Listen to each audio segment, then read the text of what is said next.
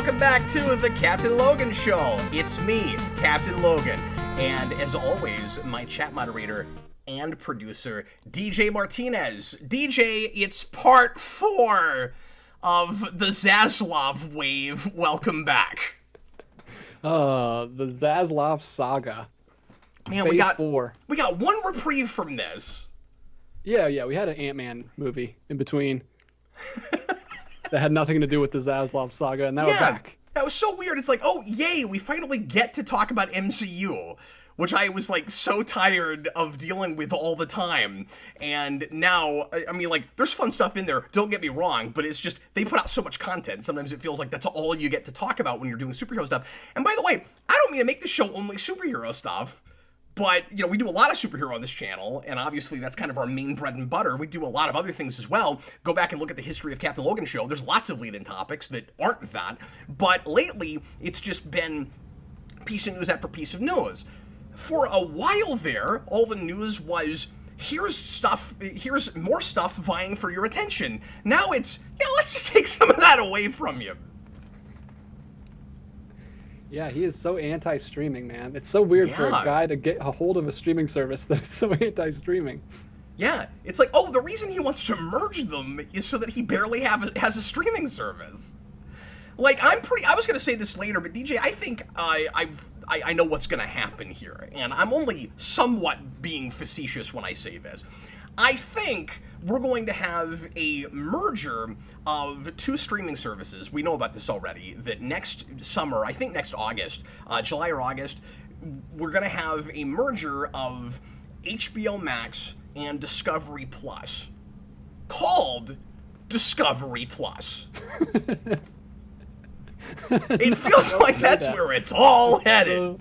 So sad. That's such a good streaming service. Yeah, it's the best. Like, I think we're going to have, even if some of it survives, I don't mean to say they're not going to have any scripted stuff there. I don't know how much, we're getting way ahead of ourselves. I'm going to introduce the show here in a second. I don't know how much, like animation now at this point, and DC stuff, and things that I give a crap about are actually going to be on that service, but it's almost certainly not going to be the contender for best streaming service up against, your Disney Plus and stuff as it has been. And I think, DJ, one of these shows we're going to have to make a funeral for a streaming service. Like, yes, we're going to do a Streaming Wars episode that's like our first epitaph. We're going to have a night where we just bury it. It's going to be really sad. Anyway, welcome everybody to the Captain Logan Show. Sorry for starting on such a sour note, but that is the lead-in topic tonight. The Bat Culling Continues. We lost the movie Batgirl a couple of weeks ago. Now HBO Max has axed several cartoon projects, animated things, some of them that were going to Cartoon Network and or HBO Max, and one of those is Batman Caped Crusaders, which was being developed by Bruce Timm and J.J. Abrams and Matt Reeves. And it looks like it's likely to still happen. It was really far along in production. Like, one of the reasons that this is a little scary for other projects and other things that HBO Max might have been putting out, or that Warner's in general might have put out, is that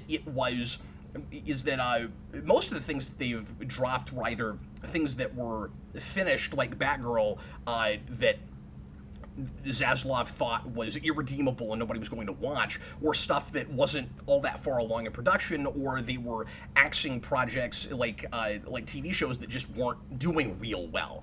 And now we're losing stuff like this, stuff people were really excited about. That, I mean, we haven't had a Batman show in forever, and they don't want it? It's bizarre. But they're shopping it around. It will almost certainly show up somewhere else.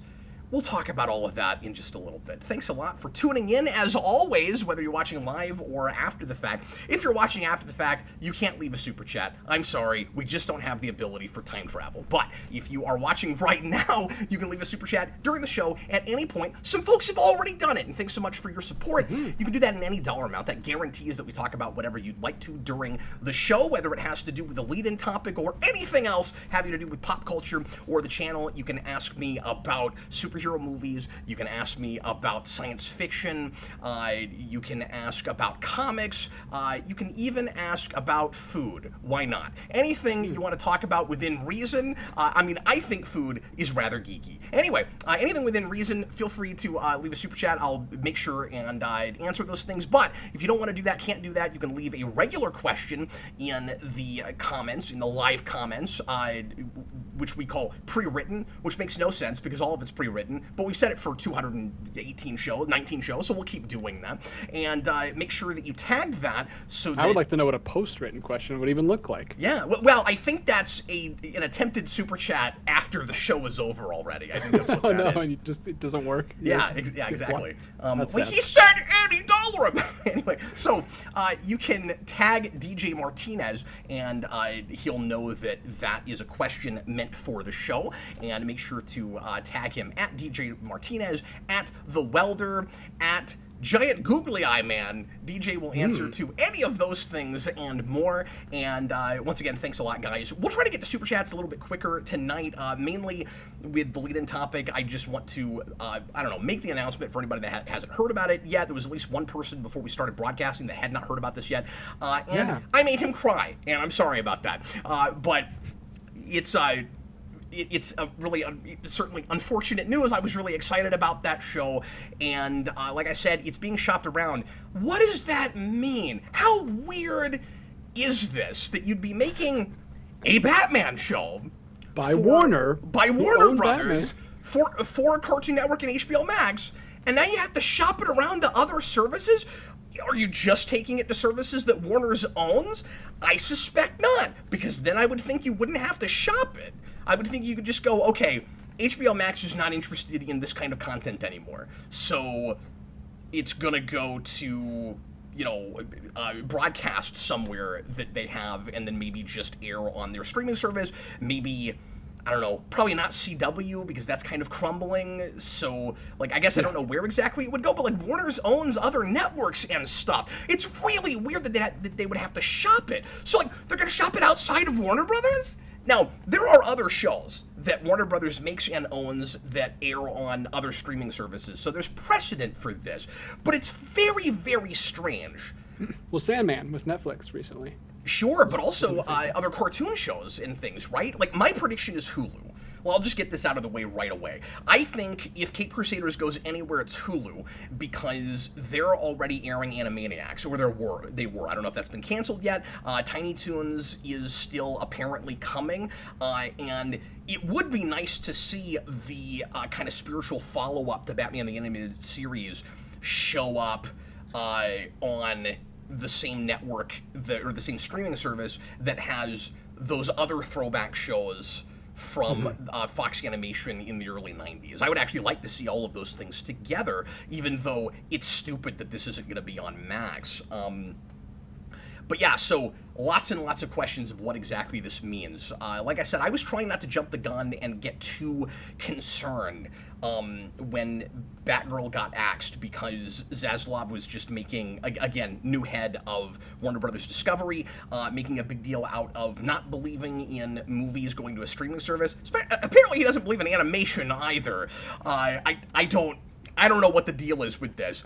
And of course, I'm putting everything at his feet. Who knows what the discussions were, if it was a committee decision, whatever. I haven't heard.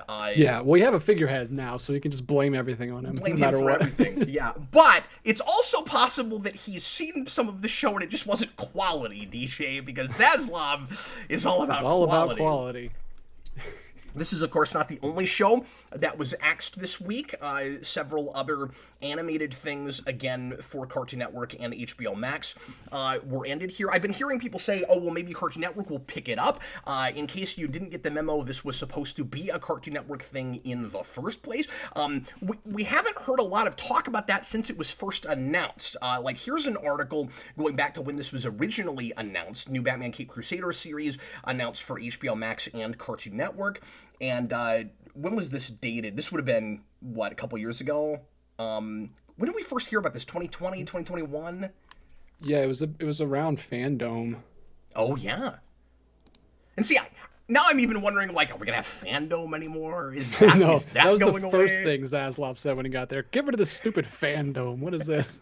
It's like, I don't even understand what fandom means, much less fandom. Then here is, and I mean, you know, everything with a grain of salt, but like the Cartoon Network wiki has it listed. Batman Cape Crusader upcoming series and reimagining of Cape Crusader. No release date, will premiere on the Acme Night Block. So like that's probably not happening anymore. But like I said, not the only thing they're losing. It seems like they're also suddenly anti-Looney Tunes. This is from Variety. Other series on the chopping block are Merry Little Batman, which nobody's talking about because I think a lot of people didn't realize that was happening and didn't know what that was, but that was kind of a more kiddish Batman thing. The Day the Earth Blew Up, a Looney Tunes movie. That title is awesome. I want to know what that was now. I hope that still happens on, you know, again, going someplace else, Hulu or something. Bye Bye Bunny, a Looney Tunes musical. Again, these sound like fun things. Like, the recent Looney Tunes stuff hasn't been the best, but it's been okay. Like, those might have been cool. Did I do that to the holidays? A Steve Urkel story? That's the biggest unfortunate loser here. Like, what a crime. What a true crime. Yeah, we need to take a moment of silence. We should have a funeral for that. And The Amazing World of Gumball, the movie, a series that I have never seen and I'm not a fan of, but I know people are going to be, you know, sad about that. And yeah, so they're going after Cartoon Network now. Yeah, I mean, we might just be overthinking this. This might just be furthering his, like, didn't he say in one of the earlier statements that they were moving away from kids programming? So this is probably just, he's probably just lumping in Batman with that, even though it was probably made for adults that grew up with. Then what are they doing with Cartoon Network? This isn't just Max. Like, when he says we're moving away from kids programming, you mean Warner Brothers? Warner Brothers. Moving away from kids programming, not going to have any of that anymore. Like, I don't know. Because there are other things that could have been announced for cancellation in the animation department that we haven't heard about yet, both Max and otherwise. This isn't about the kids thing, but like, okay, what's happening then to Harley Quinn? What's happening to any of the other, like DC original programming that's on HBO Max? Like, the fact that those things are not listed here doesn't mean that they're safe. Like, Harley Quinn Season 3 just dropped. They might just be waiting a little while since that just came out before they give it the axe. And also, these things have been coming in waves. So, like, you know, they're just taking their time and looking at the slate that they have, and I guess every week dropping some things. But, like, do they not want programming for their streaming service? It's really weird. Like, what is going to be left on Max? I don't know. When it's not Max anymore. They must be thinking of a whole new marketing branding for that streaming service that's going to be, I mean, they still have all HBO stuff and Turner Classics. They're just going to have to be hitting a whole different market and not trying to hit the popular, like, pop culture stuff. I don't know. I mean, you don't know that any of the stuff you just mentioned is going to stick around either and be safe. Well, no, HBO is, because it is. That's what it is. Well, sure, but they've already canceled some HBO series, and they keep dropping old originals that were finished that they're not keeping on that service. Yeah, so, like, what's it going to look like at all? My worry is, and again, I don't want to jump the gun. I don't want to exaggerate. I don't want to get hyperbolic. I don't know what they're doing, but like I said, I'm kind of holding on to that joke I used at the beginning, and it's only partly a joke. Like, how far are we leaning into the Discovery side of all of this? Like, how much of the programming on that service is going to be aimed at an older demographic? Dare I say, possibly a more conservative demographic, just based on what Zaslov's sensibilities seem to be. And how, again, not to get political, just what is the business, strategy? I don't even know here? I don't know anything about Discovery Plus. I've never even looked at it. I've never looked at I don't know what that it anybody has. It's just like reality shows, right? That's like, what I'm saying, and I'm worried it's going to be a lot of not scripted stuff. That's where, the whole thing is going. Ugh. But it's just not for me then. That's one less thing I have to pay for a month, I guess. Yeah, I guess that's nice, but like I said, it was the best, in my mind, the best streaming service, and I'm really gonna miss the hubs. And Yes. if we don't have them anymore, all of the classic programming and stuff that I didn't have to buy on disc because I had a nice place to go look at it. Like that's why I was paying for it. I love having Cartoon Network all in one place. It's really nice. Like I can go watch Dexter's Lab now. I can watch Powerpuff Girls now. I recently finally started Foster's Home for Imaginary Friends, which is the Craig McCracken series after Powerpuff Girls. It never looked like my thing. I couldn't get excited about it. I never bothered with it. I watched the pilot. I was like, this is awesome. Oh yeah, that definitely seems like your thing. It's a really good show. It's just super imaginative, and it still has a lot of the same sensibilities of Powerpuff Girls, but it feels like it might be more serialized. I'm not sure, but but I love. There's this hilarious joke toward the end of it where they have, I don't mean to just review this right now, but but they're in literally it's like if a kid, this is the premise, if a kid comes up with an imaginary friend, oh yeah, I've seen well, I'm telling the audience, okay, they manifest in real life and then they just exist, and when the kid is too old for them, they have to go somewhere, and so they go to a foster home. And there's this great joke at the end of the first episode where there's this kind of montage of different kinds of characters, and they're like, some of them are very imaginative, and some of them are not imaginative and are very derivative. And then just Mojo Jojo is there. It's fantastic. Well, that's totally true. That's what would happen. Yes, some kid conjured Mojo Jojo. Be Spider-Man and stuff. A brilliant way to tether those shows together. Anyway, I thought that was fantastic, so I'm going to keep watching that. I digress. It's really nice to have that stuff, and then it's like, are they going to hang on to Ghibli? Are they... Oh, no, it's so nice to have Ghibli, Looney Tunes, Sesame Street, all that just there, Turner Classics, so that I can... If all that spreads out, I'm not going to be able to have it all, because I can't pay for 5-6 different streaming services. And you don't know if it'll spread out, or if it just... See...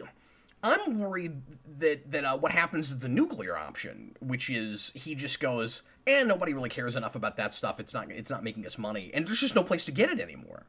Yeah, I think it's a lot more likely that happens because of again all the stuff that they're just like unceremoniously dropping for no good reason. That's like not costing them anything except for whatever their servers can hold. Of series that HBO has had for a long time. I mean, that they made. And yeah, a lot of them are not super popular things, but people are complaining left and right. Every week they're like sleeper losing things. Not announcing it. Just things go away unceremoniously. And it looks like a culling of more than just Batman. But it also makes me kind of worry about Cartoon Network at large. Not that I'm a current Cartoon Network fan. I'm not watching anything they're making right now, but like this makes me wonder if, and again, I don't mean to go too far. I don't mean to be hyperbolic, but like, are they gonna keep it? Are we still gonna have Cartoon Network? I don't know that you can be sure right now. And tell me if I'm crazy, because like it is mostly movies, but then Batman. It's just crazy to drop Batman like that from Cartoon Network. I could see Max if they're like, well, we're just not going to have children's programming there anymore. But, like, you canceled it when it was going to be broadcast on Cartoon Network? Assuming that was still happening. But, like, I can't find anything that says that it was no longer going to Cartoon Network. So, I don't know. But then, going back to Powerpuff Girls, is that still happening? Because McCracken was bringing that back, and I don't know if we've talked about this on the show yet. That was brought up a few weeks ago, and the first I heard of it was somebody mentioning it here on the show. They were like, what do you think about McCracken bringing back Powerpuff Girls? I'm like, well, if his heart's in it and he really wants to make it, that's exciting. I was originally a little bit concerned that maybe they just offered him too much money and he finally caved and decided to do it, because this probably won't be true moving forward. But before Zaslov, Warner's had this weird idea that Powerpuff Girls was just this giant moneymaker no matter what, and they kept trying to bring it back because of what it did 20 years ago. Then I found out that McCracken was doing the same thing with Powerpuff Girls that he did with, I can't remember the name of it right off, but the series that he has on Netflix, and it was going to be serialized. he's going to do an ongoing story with Powerpuff Girls. And I'm like, okay, never mind. That sounds really exciting. Like, we've never had that. Oh, cool. Like, that's really ambitious.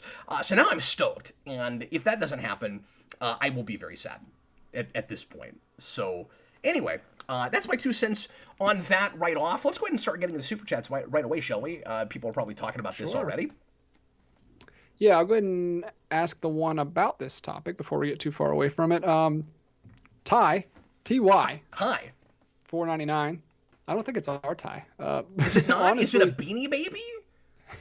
Is it the company that owns Beanie Babies? It's capital T-Y, so I probably shouldn't even pronounce it. Okay, Ty. all right. T.Y. says, honestly, I'm not too sad about Caped Crusader. I lost all faith in Bruce Timm with the Batman/Harley Quinn and Killing Joke movies. Disrespectful. Well, I agree, but he's been hit and miss before he's been just a giant load of awful since the end of the DCAU. His Gods and Monsters was quite good. That actually reminds me of another point I want to make, so I'll answer this and then I'll try to get back to that. Hey, DJ, just put a pin in DC direct-to-video animated movies and remind me about that in case I forget to mention it, because I had a point about that. But anyway, he's mostly just done those, and yes, Harley Quinn was god-awful, and yes, Killing Joke is not good. Was he involved in Killing Joke? I don't even remember that, if he made that. But anyway, the more recent, what was that called? Justice League versus Fatal 5, I think, was the last thing he did for the DC direct-to-video line, and it was just okay. It was kind of mediocre. It was just forgettable, honestly. It was fine, but that was supposed to be also in the DCAU, so most recent and last thing that we've had involved in that. And then he did... there's something else. Oh, yeah, of course. Obviously, this is quite a while back now, but still post the DCAU. The Green Lantern animated series is really good. So, I mean, since the end of that, he's had more hits in my mind than misses. Well, I don't know if I can actually entirely say that, because he was, of course, behind most of the original line of DC animated movies, and a lot of those were just okay. But nothing, like, insanely offensive like the Harley Quinn movie. Just... this isn't up to your old standards. But a lot of that stuff just seemed like either his heart wasn't in it or he got weirdly self-indulgent with it. I'm allowing myself to get more than cautiously optimistic about Caped Crusader, pardon me, just because of what the premise is, what the character models seem to look like, and because he also did that that short that throws back to like 1938 Batman or 1939 Batman, and that was nothing short of beautiful and kind of brought a tear to my eye. It was exactly the kind of thing that I've always wanted to see him come back and do, kind of more of a Fleischer-esque Batman, and this looked like it was going to be a little bit more in that vein. So I think if his heart's in it and if he decides to take it seriously, there's still reason to have some hope with Bruce Timm. I also wouldn't imagine that Matt Reeves would put his name on something that came close to resembling Batman Harley Quinn. Yeah, people in the chat chimed in real quick to say Ed Brubaker and Matt Reeves are also involved. It's not just Bruce Timm. And Brubaker's a big deal, yeah. It's hard to say even just how involved Tim is. I bet he was, like, I don't even know if he's writing scripts for that. I bet that he is doing a lot of the initial, I don't know, but I bet he's doing a lot of the initial, and let me know if you do, if you have heard about this, because this is one of those projects that seems a little hush-hush, and I just haven't seen a lot about the development of it yet. It does seem like they were very, very far along, which is part of why they're shopping it around. I haven't looked into this. I heard there was even, like, an early episode list. Like, if they're that far along, it was going to come out pretty soon.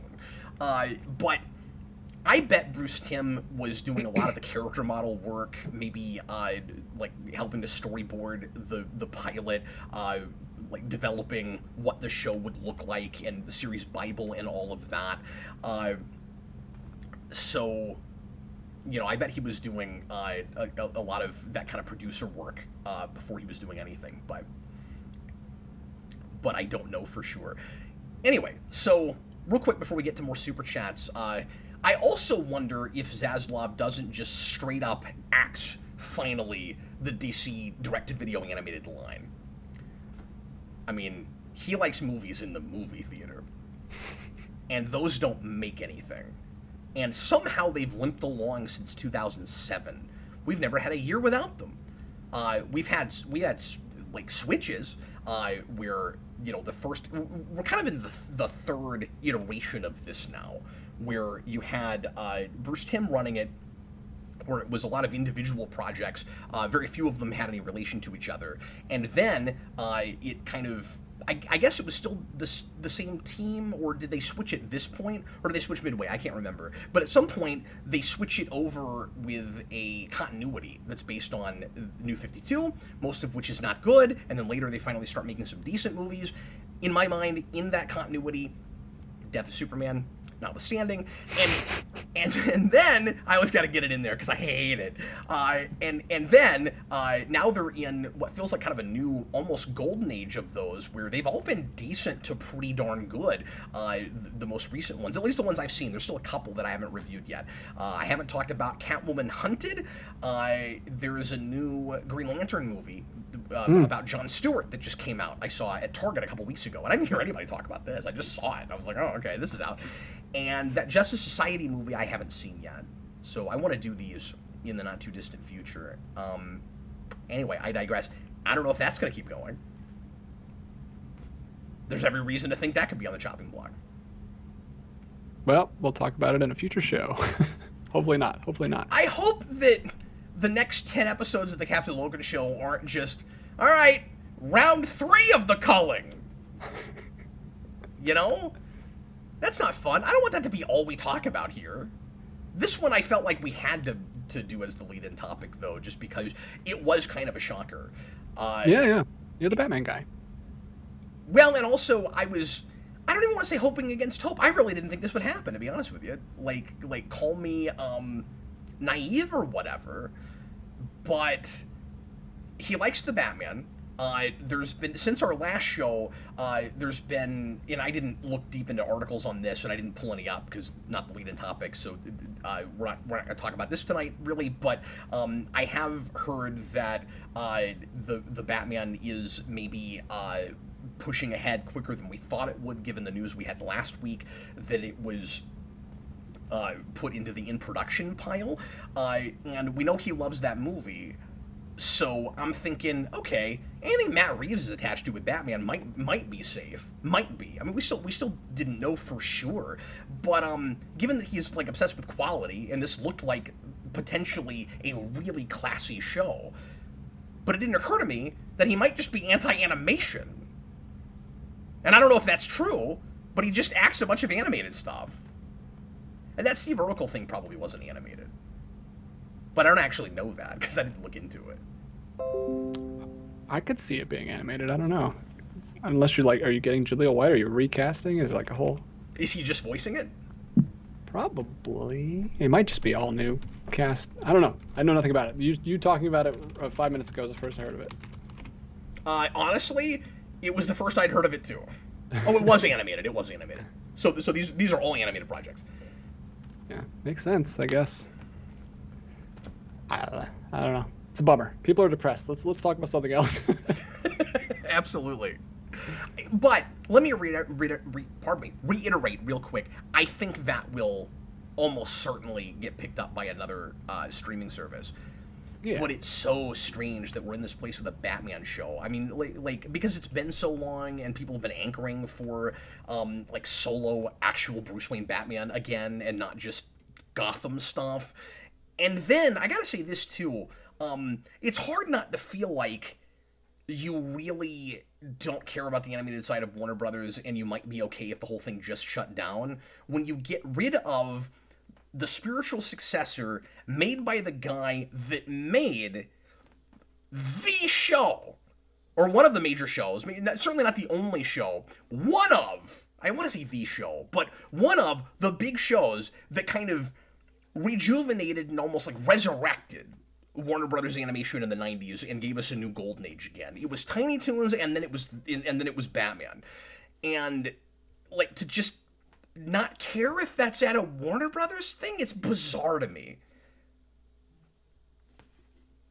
If you're not just anti-animation. or you don't appreciate, the history of it. Like, I don't mean to be insanely sentimental about it, but once again, at the very least, it makes you look like you don't know what you're doing, or you don't care, or like, we want Warner Brothers to be more Discovery than Warner Brothers, and it's bad PR. Like, nobody's gonna trust you that loves Warner Brothers when you do stuff like this. Yeah, it's very strange. With no explanation. This is more like what we thought was going to happen when like AT&T took over. Because they're like, oh, that company is going to take over Warner. They don't know what they're doing. But they actually didn't do as much as he's done in like a month. What's weird is AT&T, when they had that merger, had the opposite philosophy from Zaslov. You remember that? Because they were all obsessed with the Snyder Cut, and they were like, that's going to save our streaming service. Like, we can't get enough people to sign up for HBO Max. What do we have lying around? Remember, they wanted to make it like a 4-week or 6-week process, like putting it out in episodes. It looked desperate for content. Now they've got content. Discovery comes along, and it's like, we don't need content. And again, I don't mean to be hypocritical. I'm constantly... That's it. Extremes. I'm constantly complaining that we've got too much stuff vying for our attention, that it's all about quantity and not quality, with just Hollywood and television and streaming services in general, right? I shouldn't say television. Streaming in general, right? It's all about content, and that everything is insanely oversaturated, and that I can't get excited about a lot of new projects because I can't even keep them all straight. Now there's a culling, we're getting rid of a few, and I'm complaining. Because I'm losing some of the only things I remembered were even happening, and could allow myself to get excited about. You know? Yeah. Because Batman looked like a thing that might be, an actual quality thing that was weird if it wasn't broadcast. Like, I didn't even realize it was originally supposed to be Cartoon Network. I thought if it was just on HBO Max, that's weird that you wouldn't put that on television. It sounds like it was supposed to go there. I'm like, okay, well, like, that needs to happen. We haven't had a Batman show since Beware the Batman. I don't know. Someone in the chat pointed out, what about Bat Wheels, Cap? What about Bat Wheels? That's not getting the axe. It looks like that's still going to happen. These really kiddie things that come out for like 4 and 5-year-olds like that, some of them have been huge, like, cash cows, especially merchandise-wise. And I totally get why that show got made. And I don't know what network that's going to, but like, I don't think that was a Cartoon Network thing. Maybe it is. I'm actually not sure about that, But yeah, I've said this before, but that's them going, oh, we need a superhero version of Blaze and the Monster Machines, because that's real popular right now. And all that stuff kind of goes in line with stuff like Paw Patrol and PJ Masks, and I only know about these things because I have children. Oh, man. T-Edge won $5. It's the fight of the century. HBO versus Netflix. Death of streaming. Who will commit streaming suicide first? You decide. Yeah, it's Great really show funny. tonight, guys. You're the best. No, I like the way you put that, streaming suicide, because I was going to say, it's not each of them versus each other like they're in competition. It's like they're both standing at the edge of a precipice looking at each other trying to decide who's going to jump first. Like, streaming service chicken. Yeah, they're just cutting their own limbs off one by one. Like, okay, your turn. Yeah, it's only a flesh wound. Like, that's kind of what's happening right now. Netflix is excited. They're like, oh, finally all the bad press is off us for a couple of months. Because they were just making bad decision after bad decision. That's a really good point. We're going to miss some stupid crap they do, though. Nobody's paying attention. Yeah, it's going to be sleight of hand, right? All of a sudden, you're paying $25 a month, and you're like, when did this happen? Oh, Zaslov. You've been Zasloved. You've been bamboozled. I know I've said this before, but can you believe that 2 weeks ago I couldn't remember the man's name? Oh, you'll never forget it. No. I'll never forget it. Yeah. Well, and it starts with a Z, too. Like, he sounds like a Power Rangers villain. Yeah. Well, he sounds like Sounds like a Captain actually, America villain. he sounds kind of Russian, yeah. So he sounds so he sounds a lot more like it. And I don't think he is actually. I don't know what the etymology of his name is, or what the nationality of the name is. But he sounds like a Bond villain. Yeah, yeah. He sounds like a Seuss creature. Shall we? What? Yeah, good comment, TH1. We'll see. I don't know. I don't know if either of them. Well, HBO Max might go down first just because he wants it to, but I don't know. Ian Chandler, $5. Hey Cap, why are the movies so hesitant about using Robin? How would you go about using him? Also, does his circus background need updating? So we've talked about that a lot. I would put that in the top 10 most questions I've most frequently gotten on this show, or on the channel in general over 13 years of taking questions from viewers. Yeah, does the circus background need to be updated? It does, unless it's the period piece, or unless you make it really, you make the time period very ambiguous, right? So, like, if you go back to 1989, I don't think anybody's gonna begrudge you the circus thing. You know, if you did, if you did a movie or a TV show that looked like that kind of world, where it's just a amalgamation of a bunch of different time periods, where your technology is modern day, but all the gangsters are dressed like they're out of the 40s. If you do it like Batman the Animated Series, you've got some futuristic technology, but then at the same time, all of your TVs are still in black and white. Like, I love stuff like that. If you make it like that, like, keep the circus thing. I think even the Batman could I was gonna possibly maybe get away with the circus thing. I think you can get away with it in the Batman. It's stylish enough. Stylistic enough, yeah, absolutely. No, I think I'd be okay with that. But if you make it, more obviously present day, a little bit more like something a little bit more real worldy, you probably do have to change that. It's nice that there's not a particular date attached. It's not like the Captain America thing where it's like, well, you can't really do World War II for certain characters unless you keep putting them in ice. Like, obviously Captain America, it's okay, but he can't, like, come out of ice and know anybody anymore. It's been too long, you know what I mean? Like, other people would also have to be in stasis in some way. Yeah.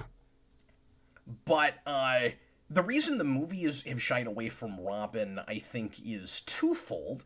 One is just kid sidekicks have not been popular even in comics for a very long time. And there's attached to this is just the perceived weirdness of a vigilante running around with a minor. And I don't mean in the, like, oh, are they gay? The weird sexual thing. I never understood why anybody looked at that. Looked at it like that, because Bruce Wayne is supposed to be Dick Grayson's or Dick Grayson's supposed to be his ward. It's like he's a surrogate father, essentially. I never understood why anybody went to that. But no, it's just weird because it seems like bad parenting. And immediately, you're like he's putting him in harm's way, and there's also just a lot of things that he wouldn't have license to do yet. Like, why would you want to take, a 14-year-old out on patrol when he can't even drive a car? Yeah, we even had to, even in the 90s, we had to age him up quite a bit. He was like 22 already or whatever. And I was going to say, that's the other thing is Batman and Robin was so infamously disliked that it's an even more uphill battle to do a Robin that's liked in a movie after that happened. So, like, we waited 7 years before we finally put Begins out, and even then, there's of course talk again, like, are we ever going to get to Robin? And when finally it's broached, it's still, he's aged up, and he's not actually that character, and he never puts on a costume, and he's more likely to put on a bat suit than he is a Robin suit when Bruce Wayne dies. So I think now that we're getting back to something a little bit more stylized, I think you're likely to see the character again, but I don't know if you'll see the dynamic duo thing again. I don't know if it'll be Batman and Robin so much as Batman and Nightwing, or if you'll get, like, a solo Nightwing movie even before, or, like, spun off from, or before he's even, in a Batman movie. It's hard to say. Like, I don't know that you'll ever see him teenaged again in a live action thing, unless you do it like Tim Burton almost did, where he's like a street urchin kind of character that kind of forces himself in. I think you could kind of get away with that if he does it on his own. Yeah, it's tough with how serious and realistic Reeves is going with the Batman. You can't have a kid without that being like the point. Like everyone's going to be talking about it, like the Tony and Peter thing in Civil War and stuff. Like you can't just pretend, oh, it's comic booky, so let's just have a kid, because the movie is so realistic. He has to jump off a building with a wingsuit and like crash straight to the ground. Like it's not, I don't know, it's not that comic booky. There's a lot of big, comic fans of Robin and different variations of Robin. Obviously some people still are purists and love the original. A lot of people are still big Tim Drake fans. A lot of people really like Damian, and I don't judge anyone. But, but I think the Robin fans, I don't want to. I hesitate to call that like a cult thing, because it's not in comic circles. A lot of people in comic circles love Robin, of course. Robin's not a mainstream idea anymore. Am I crazy to say that?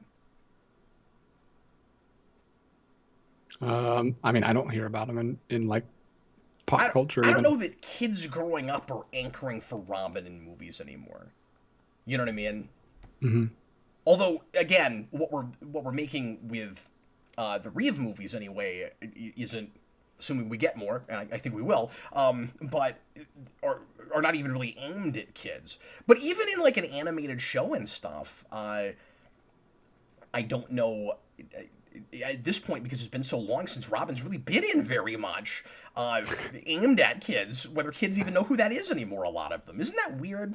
Like, Batman has kind of been by himself for a long time, or with like the Bat family, but not necessarily running around with a Robin. I mean, think about the last couple of animated series that we did get, and like it's been a decade and a half now. So I mean, like, you've had kids grow up without that stuff now. But where the Batman didn't have a Robin, you didn't have a Robin very often in Brave and the Bold, and he's not the first sidekick in the Batman, going all the way back to the early 2000s.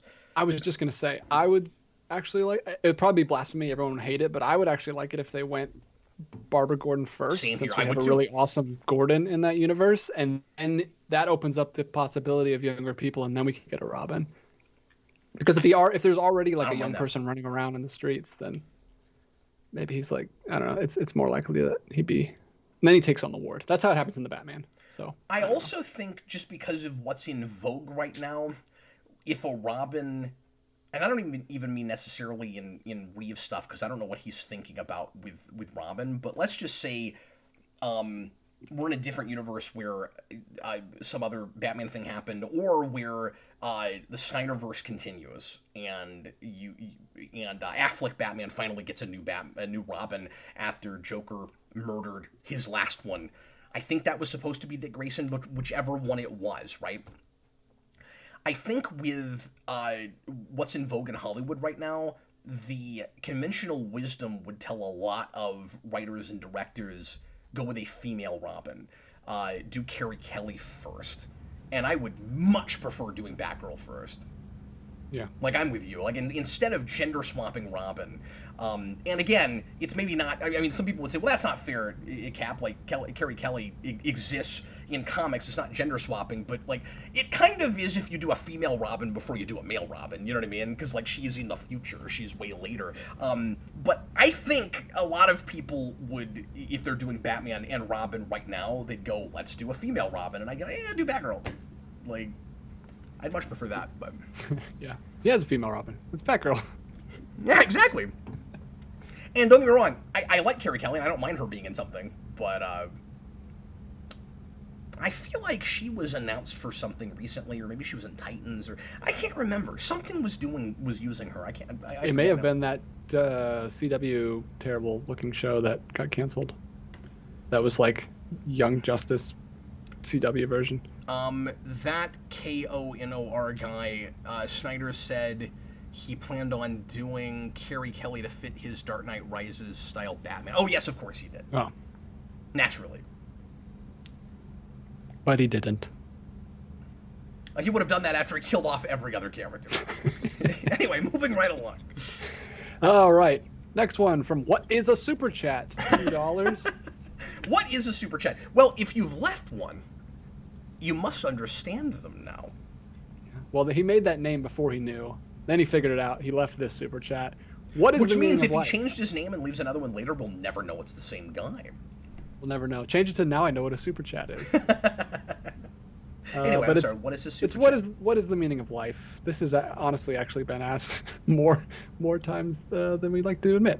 It's probably been asked more times than does Robin need his circus background Yeah, changed? yeah. It's the go-to joke that we get. Right. And somebody inevitably, and this happened this time too, always responds with 42, and I always have to remind folks that 42 is not the answer, or is not the answer to the question, what is the meaning of life? We don't know what the question is, but the answer is 42. It's subtly different than that. But anyway, I think the meaning of life is to live it on your own terms. That'll be my answer this time. I like that you give a different answer every time. It's great. Yeah. It's because it's an ambiguous question, and I can have lots of different answers, and they can all be correct. Or they could all be wrong. You don't know.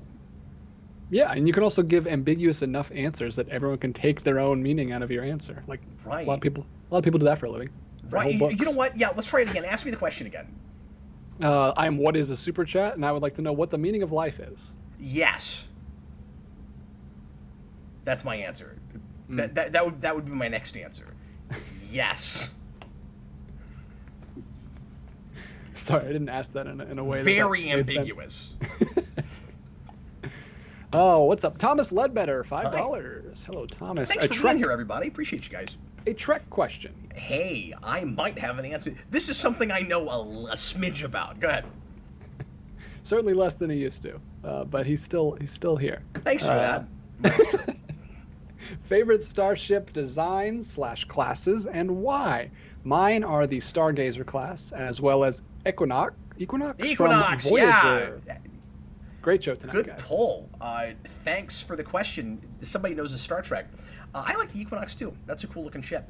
NX-01 all the way. I don't know why. I think it is overall my favorite starship class. And I've never been a big starship guy. I've always been kind of prudish about this, where it's like, nah, I'm here for the stories. I don't care about all the tech crap. But I mean, there's a part of me that really enjoys the aesthetic of Star Trek in general, and so like I get into the ship thing a little bit. I don't know my classes as well as I probably should, but I know a fair amount. So NX-01 is essentially a Kira class.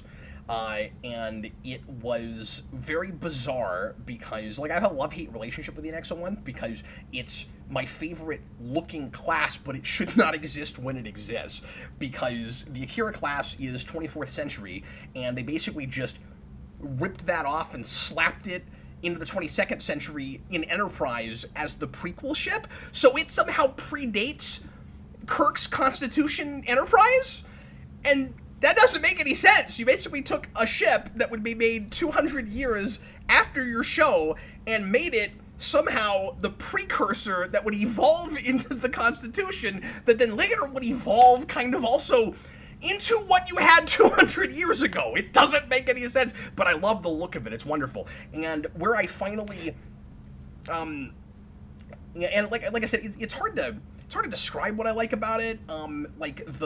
Because I'm not a visual detail guy, so I'm not good at articulating this kind of stuff, but like the back of it that kind of looks like a handle is sort of neat, and then I just like the overall like angular shape of the hull, the nacelles, like jetting out the way they do, but not going, quite as far as some others. Like, I like that. But anyway, so the reason I finally landed on, okay, I guess NX-01 is like, for a while it was maybe Sovereign, it was maybe Enterprise E from First Contact, but I think the reason I finally landed on NX-01 was when I was in high school, I had a Star Trek club that was sponsored by the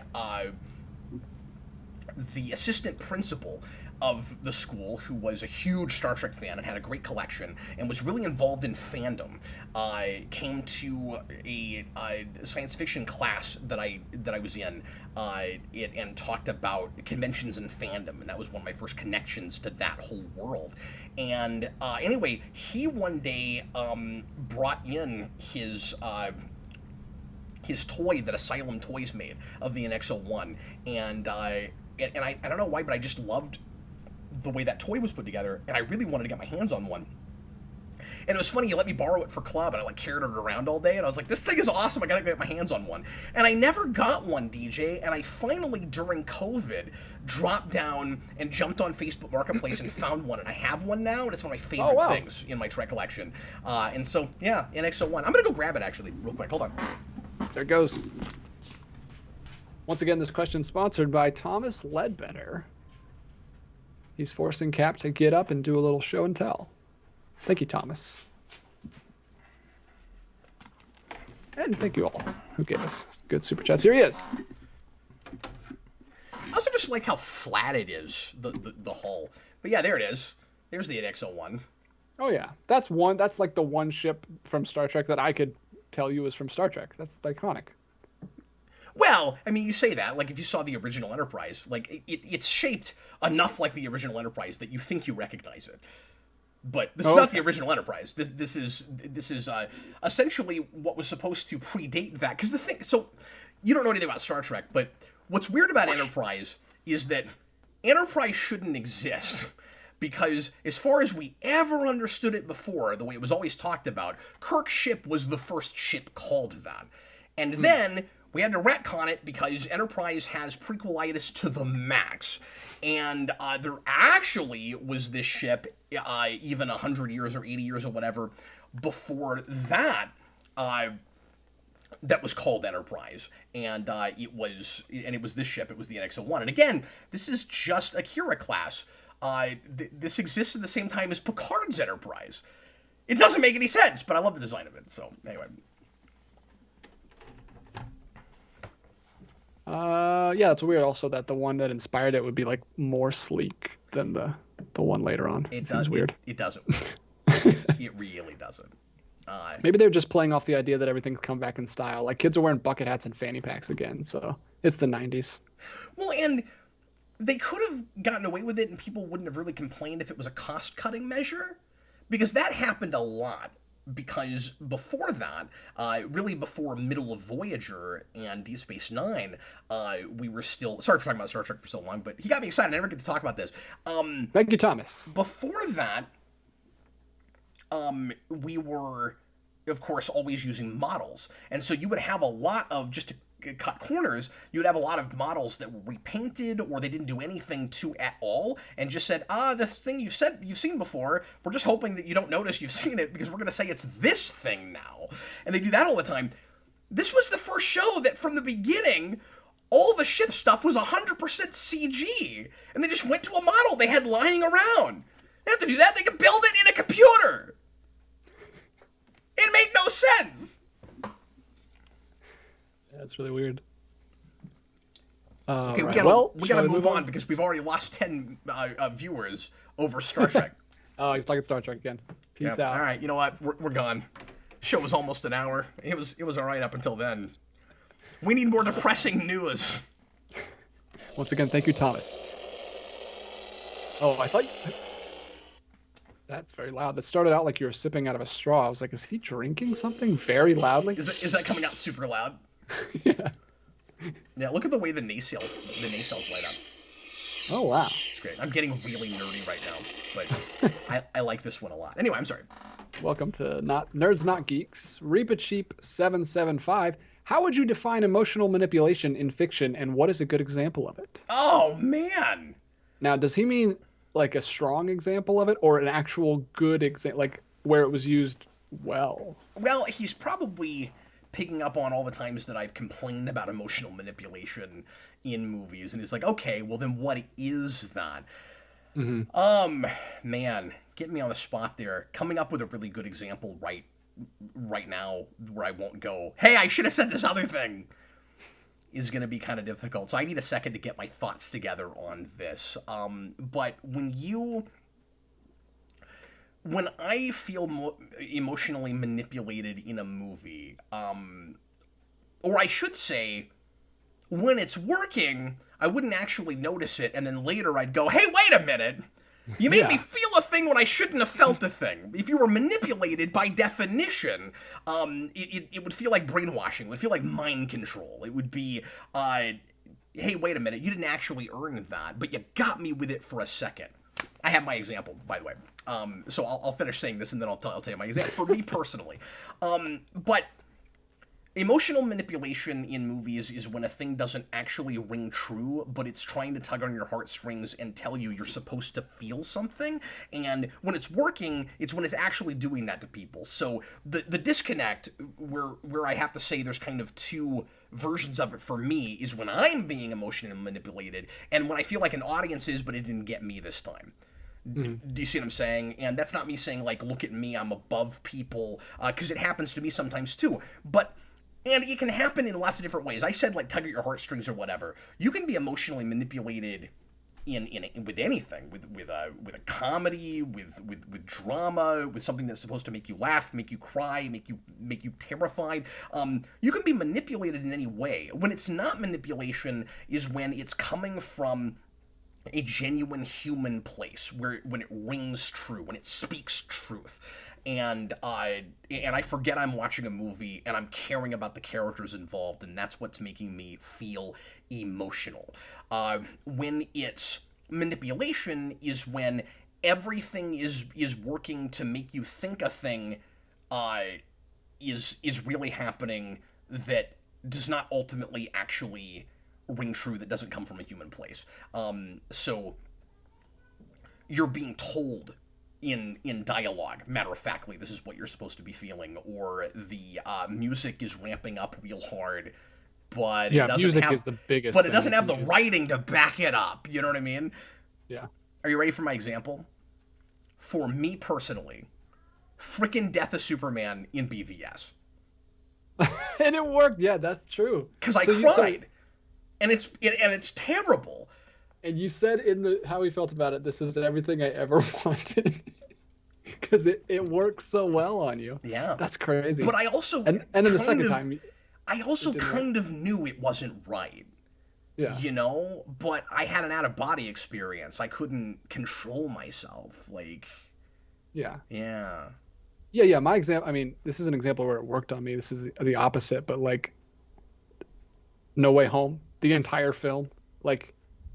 That's a movie where, like, if it's working on you, it works. If it's not working on you, you can just see the strings, like that, how everything is just being forced by behind the scenes studio to make stuff happen in it, and none of it worked on me. So I was just like, wow, what am I watching? The emotional manipulation there, and I hesitate a little bit because I'm not saying if you felt something you're wrong either. You know what I mean? Like, sometimes you can have an argument with a person about whether or not you're really in the Matrix.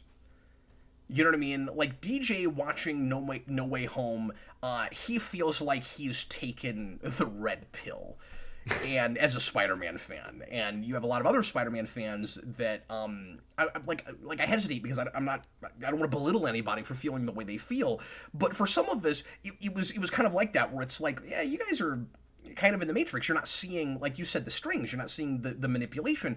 But if you don't feel like you were manipulated, and you think that they accomplished that in a human enough way, I don't agree with you. I don't have that.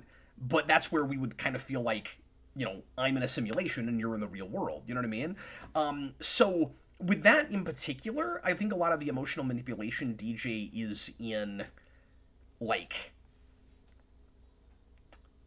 the way people enter rooms and stuff.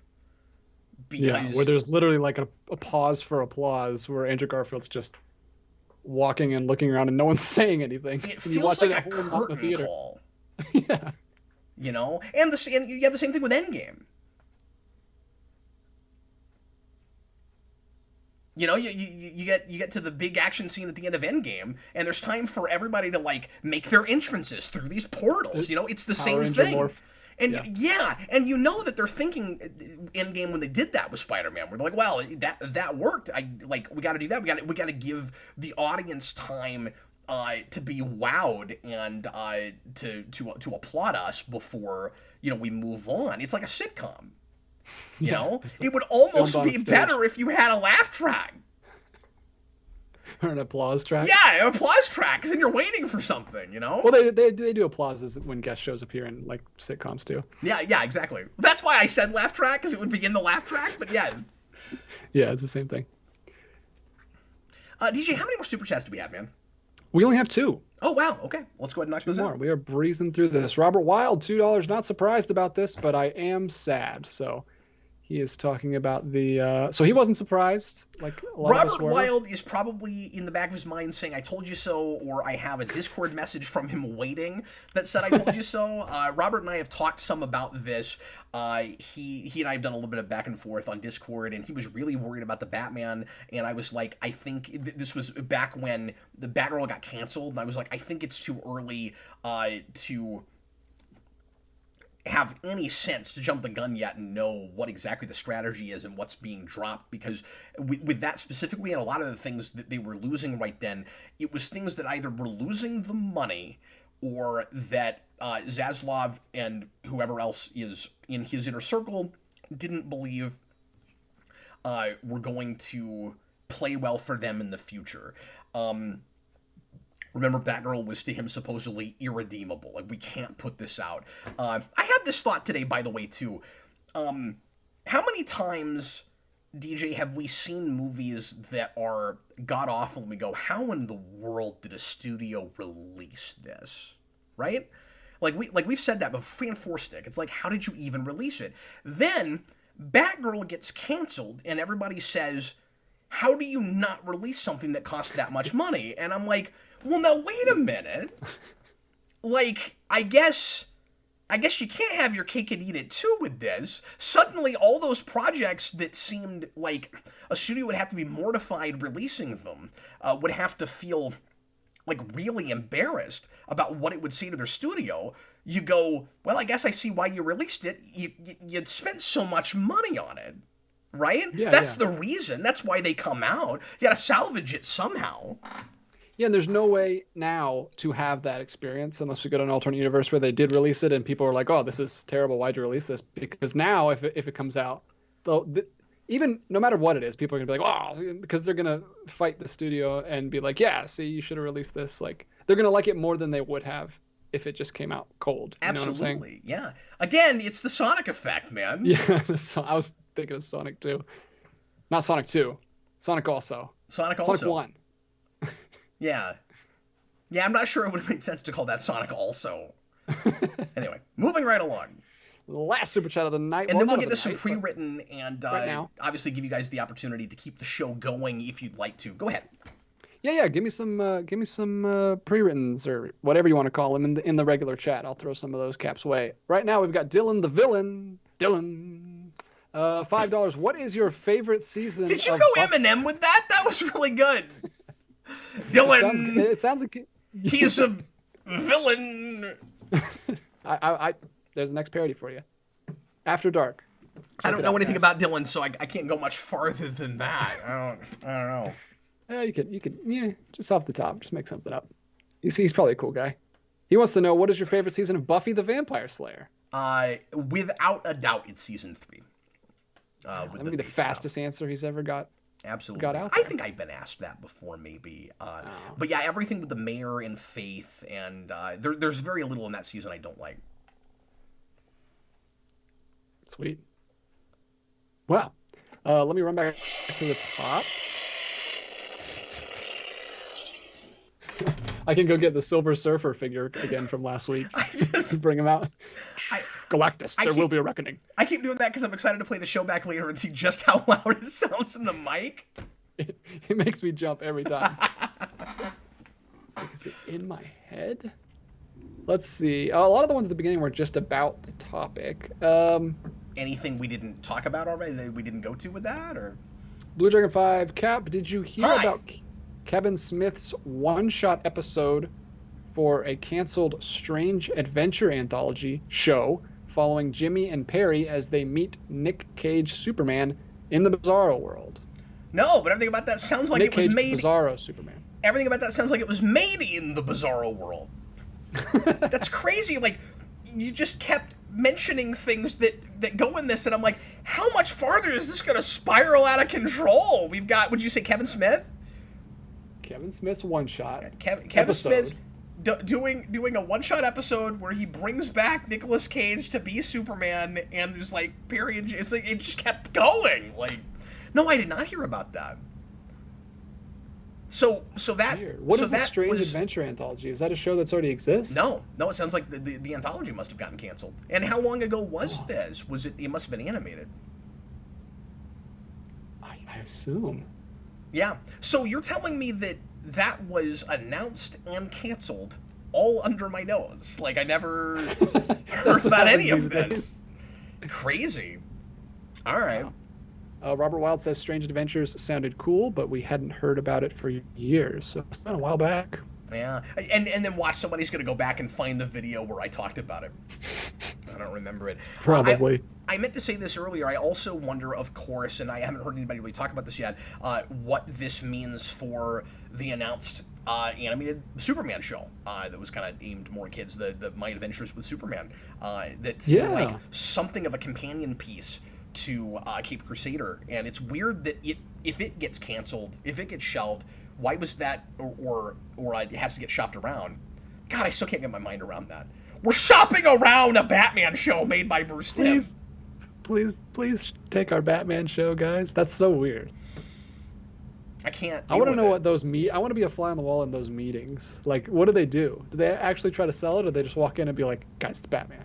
Like, just buy it. It's Batman." They show them 60 seconds and walk away is what they do. It's like, yeah, we know you're going to take this. I mean, if it's good, because I'd be really surprised if it wasn't. My prediction is Hulu. I'll be surprised if that's not who gets it. People are saying Strange Adventures was announced as a launch title for HBO Max back in the day, and Ryder says Kevin Smith announced it and the cancellation of it at the same time, I think. Oh, okay. So it wasn't big news in, yay, this is coming. That happens with Kevin Smith a lot. Anybody remember back in the day when he was supposed to be show-running a Hero spinoff? That almost happened. Anyway. For the 3 seconds, that was the most popular thing in the universe. And then they attempted to resurrect that, again, like Powerpuff Girls. Like, at one time, this was the most popular thing in the world. Yeah, for that one season. This is a very hard super chat that just came in. And I'm glad that your name is in the title, not mine. Logan Dodd, $4.99. Yep. I challenge you to assemble a 10-member Avengers team of your favorite protagonists in all of fiction. So you got, your connection got stuck there. So it was epic. Oh no! Because it came off in all of fiction. Wow. Well, at least you heard me. That's good. 10? I have to give you my 10 favorite characters in all of fiction right now. Go. Like, it's easier in a category, I guess. In like all of the. I see why you say that you're glad that my name's in the title. I was gonna say, like, usually in a situation like this, so that I've got time to think, I'll be like, hey DJ, what do you think? Nope. I'm checking it out. He's like, I ain't doing that. In all of fiction, no matter what kind of thing it is, goodness. Okay, well, I think we can safely put Picard in there. Yeah, we got to start with Picard, and then we got to put in Bruce Wayne, and then we got to put in Knuckles. The Tick. Knuckles and the Tick. There we go. We got 4. That's 4. I'll write this down. And you said of any kind of thing. Well, actually, I guess I'll say Knights before Knuckles if I'm going to video games. All right. Why not? Hey, it's fictitious. It's not real. It didn't really happen. I wasn't there. Don't tell me it happened. It didn't happen.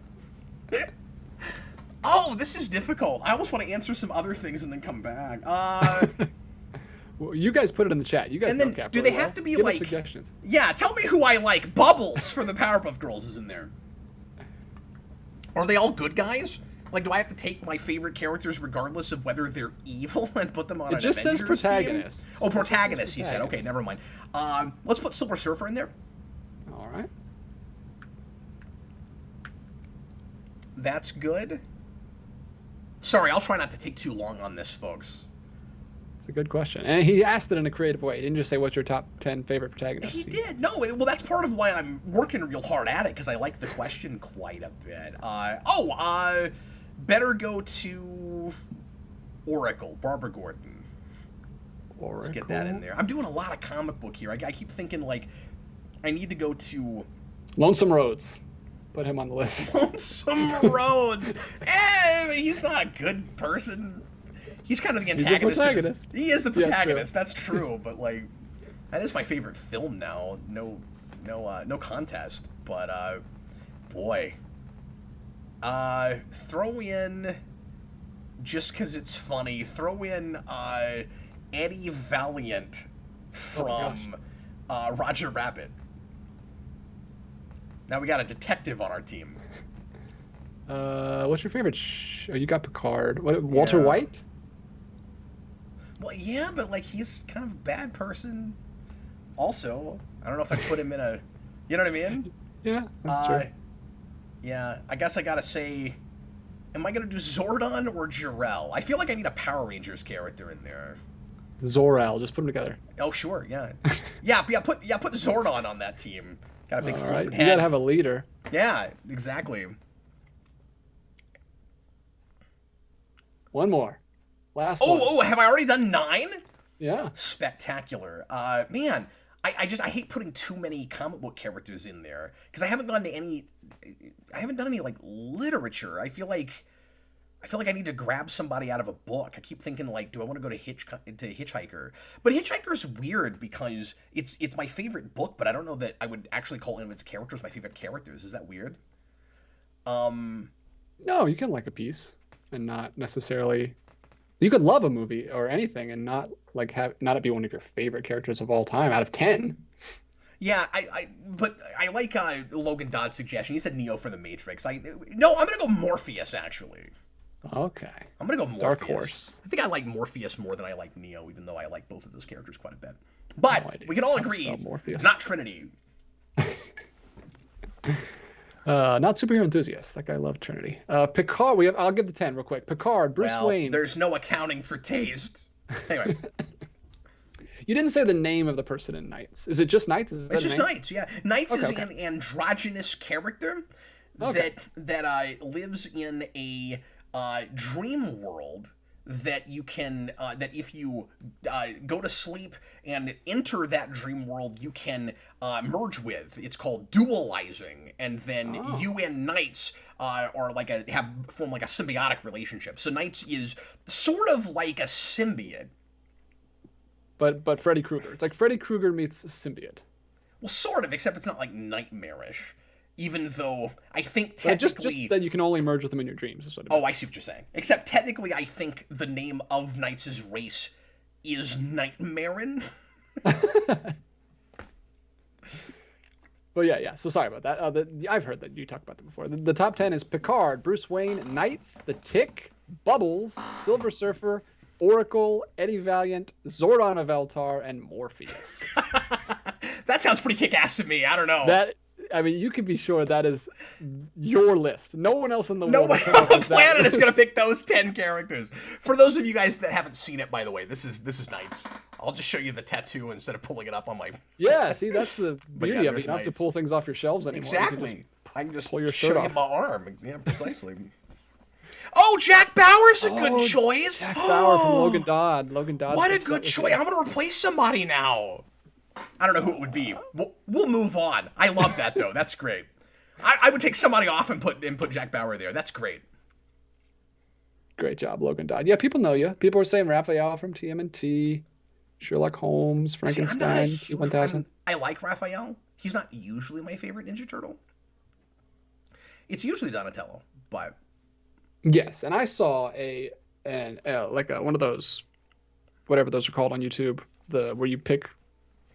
I can't. My brain is completely. You can put those things on YouTube where people vote on 4 different or however many different topics. That's called Donatello, a poll. A poll. That's the word I couldn't think of. A freaking poll. And Donatello was like this big, and Raphael was huge. Like Raphael's was huge. Leonardo and Michelangelo, and no one voted for Donatello. So Donatello's easily the best turtle by far. Boo. Well, it's actually Metalhead, but Donatello is a very close second. Hey, for those of you that maybe haven't watched the show in a little while, or just don't know about this, we have t-shirts. We sure do. You can click the link in the description. I would show you our t-shirts, but the website was down the last time I tried to look at it. Hopefully it's up at this point. But I just wanted to mention it again because it's relatively new. TeePublic is affiliated with us now officially, and we have t-shirts there, and you can get the G on a shirt. You can't get exactly this shirt because this is silver, and we haven't put this out. Hopefully someday we can do that. But we do have a white one and a black one on any color that you want to put it on, and you can get a couple different superhero rewind designs, and After Dark, and a couple of other things, and hopefully soon we'll have some more designs for you, including some text designs like Because Cheese and There Are No Answers That Way Wolverine. So look forward to that, and thanks to everybody who has already purchased t-shirts. Yeah. I got to see some of it. Someone sent you some pictures of stuff they received, and it looks really good. That mug was very high quality. I have that mug coming. Well, actually, I have a Captain Logan Show mug. I'm going to start drinking out of a mug on the show with our logo. And awesome. I have 6 items of ours coming that all just shipped and are coming in different boxes, DJ. So you'll see them over the coming weeks. But I got some t-shirts, and I got a mug, and I even got a Superhero Rewind pillow that I'm going to put in the background. And anyway, I'm very excited about it. It all looks really high quality. John Kelling just put in a really cool question. He said Marvel Studios styled Geekvolution shirts. We do have the Marvel Mania logo on there, which is the Marvel Studios logo. You can't buy it now. Oh no, they took it down. Well, and I told you they were going to. I knew there's no way we'd be able to keep that there. Yeah, we got a copyright notice on that one. Wow. Yeah. Well, then I won't say what I was gonna say, but because he's talking about like on some of the thumbnails, I did do like a Geekvolution look, like, but it looked like the Marvel logo. You could probably I won't be doing get away that. with that. Okay, we can try it and see if they catch it. That we could, because it doesn't say Marvel in it. Parodies we could probably do, but the problem is it said Marvel. And the other thing you got to keep in mind that maybe you just don't know. I was okay trying it because I knew we wouldn't get in trouble. They do the same thing YouTube does. They just remove it. But then they go, don't worry, we're not going to come after you. We're not going to take your firstborn. But you can't keep that there. The thing is, Marvel also uses that phrase sometimes for things. Like Marvel Mania is a thing they use. That's not just us. I can't remember what, but I've seen it in a couple of contexts, like trademarked by them. So like I knew it was dicey to try to do that, but that's a bummer. But that's a good idea, John Kelling. That is a great idea. Geekvolution. I didn't think of that. I made that, but that was a while ago. So cool. I'm sorry I forgot to tell you about that. You've been more or less maintaining that, so I thought maybe you noticed it already. But yeah. Well, sorry for all the various things depressing all of us this evening. I wonder if anyone bought it before it was discontinued. They did not. It did not get bought yet. That would have been worth a lot of money. That would have been very rare. Now Logan Dodd is cashing in on his second super chat. He just put in, now do the same for antagonists. No. He found a loophole where he didn't. I might be able to do the full $5. He just did a $2 super chat and got it in there. It's possible. Boo! No, I'm kidding. Thanks for the support. I appreciate you. But I apologize to everybody that has to wait for me to hem and haw coming up with these things. That's the thing I always kind of worry about. Lord Zed, of course. Should we put Walter White on this one? Walter White goes on. Well, no. Not if we're only going to have one thing from Breaking Bad. That has to be Gustavo Fring. Absolutely. And then we're gonna put in Darth Maul. Ooh, cool. I was between Maul and Talon. I'm gonna go with Maul. Because Cap loves episode 1, guys. If you didn't know, he used to have a collection.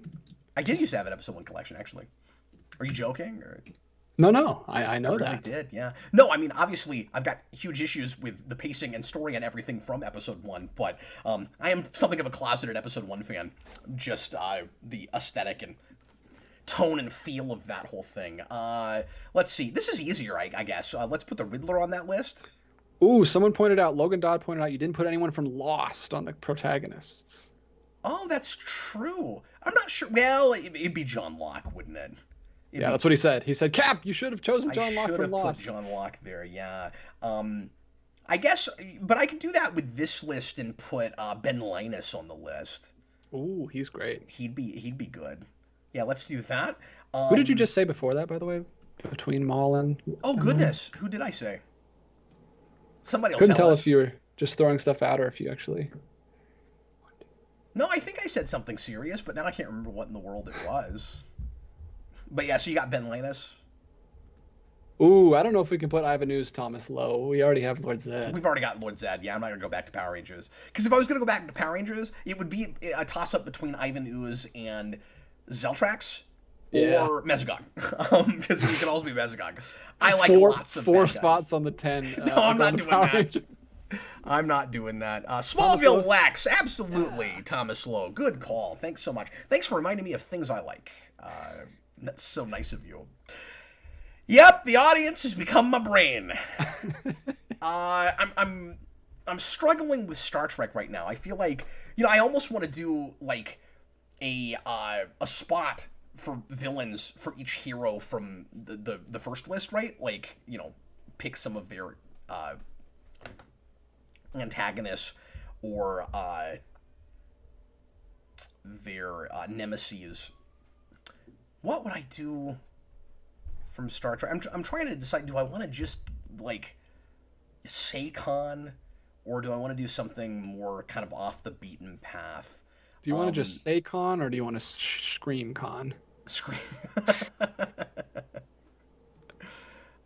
Logan Dodd, Christopher Lloyd from Roger Rabbit is terrifying. And he made me talk just like this! The operative from Serenity is a great choice. Although, if I'm going to Whedon stuff, I might go with Spike? Question mark? Yeah, I'll say Spike, and then... Spike? Yeah, and then Logan Dodd says Mr. Smith from The Matrix. Yeah, let's do that, sure. Because we've already got Morpheus. Okay, how many is that? 8. 8? Do you want to go anyone from Throw in Q. Q? How do you spell it? It's just Q. Okay. I just spelled it. Nailed it. And we haven't really done any... Oh, Clocking! Yeah, we haven't done any Batman villains. Well, we had Riddler. Oh, okay. Or is Riddler the one I said that you missed? Yeah, that's who you said. Okay, so we got 11. We got Clock King is a runner-up. He's like the... There's part of me that wants to do Clock King instead of the Riddler, but yeah. But so I would maybe remove a couple other things before I would remove that. But anyway. Yeah, so we got Lord Zed, Galactus, Gustavo Fring, Darth Maul, Riddler, Ben Linus, Smallville Lex, Spike, Mr. Smith, and Q. Yeah! None of these people are getting along. No! No, that's not going to work out. No symbiotes on the list. I like... Oh, what am I thinking? But I love that as a Legion of Doom. Carnage isn't going to work well with people. And I'm in a place where I think I like Venom more as a hero than I do as a villain. Just as Agent Venom, Like, I don't think this has ever happened with me with anything else, where I'm a big fan of a thing, and then I become more of a fan of a different, like, iteration or character with it. Yeah. You know what I mean? Like, I like Flash Thompson Venom a lot more than Eddie Brock Venom at this point. Even though Eddie has been made more interesting in subsequent runs. Yeah. Yeah. People saying Magneto, Davy Jones from Pirates of the Caribbean. I'm not a Pirates fan. Some people tossing some stuff out. Yeah. Way to go, Logan Dog. No, thanks, guys. Yeah, that was fun. My head hurts, but that was fun. And now my head hurts. Oh, I'm sorry. I'm kidding. I'm exaggerating. It's not actually that loud. I'm not though. That's gonna be my ASMR channel. I'm just gonna pull out toys and press buttons. You probably have enough to do like a good 30 minutes of just pressing toys that make noise. Toys that make noise. Great name for the channel. Well, I could. Hey, that is a great name. I'm gonna rip that off. I also think it would be easy to do that if I could cheat and use my arcade machines. Yeah, there's a lot of buttons on those. Yeah. What else do you guys want to talk about, guys? I'm running low here. I got one left from Thomas Lowe. He says, was Lana considered when you chose the name for your daughters? No, it wasn't. You could have went Lana and Lois. Yeah, my wife would have divorced me if I'd even pitched that. I think. No, if I had gone with a Superman name, it would have been Kara. And I did kick that one around, and Sarah wasn't a big fan of that, but... Yep. Kara. Other things that I pitched, so the way my wife and I chose our daughters' names, can I tell this story real quick? I don't know if anybody's going to care, but absolutely. I guess there's time. So... I can't wait till you have your mug, and when you ask that question, you can just be like, well, my name's in the mug.